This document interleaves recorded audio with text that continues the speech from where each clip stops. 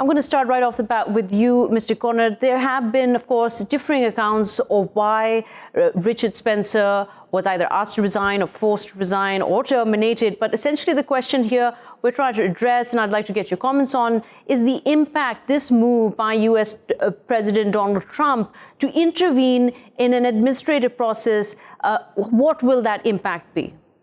Well, I don't want to say too much about the actual case, but what I think is important to outline is that, as you rightly pointed out, by intervening in a case and in a sense getting around the military leadership, by in effect undermining the Navy leadership and the military leadership more generally, President Trump is really seriously undermining the kind of legitimacy and authority and quite possibly also the order that will remain within the navies.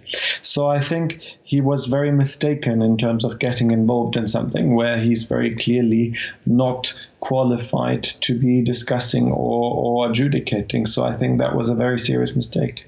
So you say it's a serious mistake, and seen from President Trump even following this decision or firing the Navy chief is him sort of congratulating Edward Gallagher, saying that you've been through enough, your family's been through enough. I'm really happy with the good news. I mean, he's retiring now with full honors and benefits, and absolutely no implications of there is enough evidence of war crimes against him. Now, the question obviously isn't really about what the commander-in-chief can do, what President Trump can do, but in fact, the timing of him interfering in this administrative matter in the collective history of the world. What kind of a message is this conveying about the U.S.?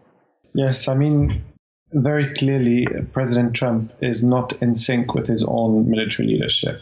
Very clearly, he has disagreed on numerous occasions with his security staff, with his military leadership, with the FBI, with the CIA.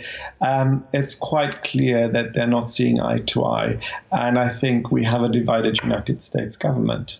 That is very clear. Those concerns that the decision-making power that the military leader should have had on such a case, on the plight or the future of the career of one sailor, I mean, is that decision-making power being taken from them?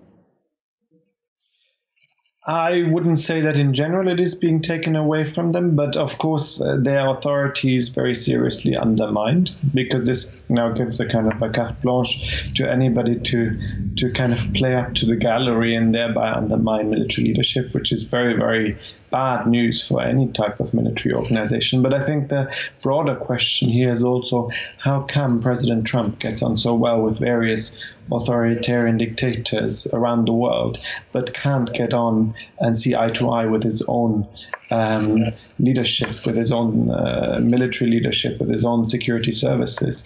How come that is possible?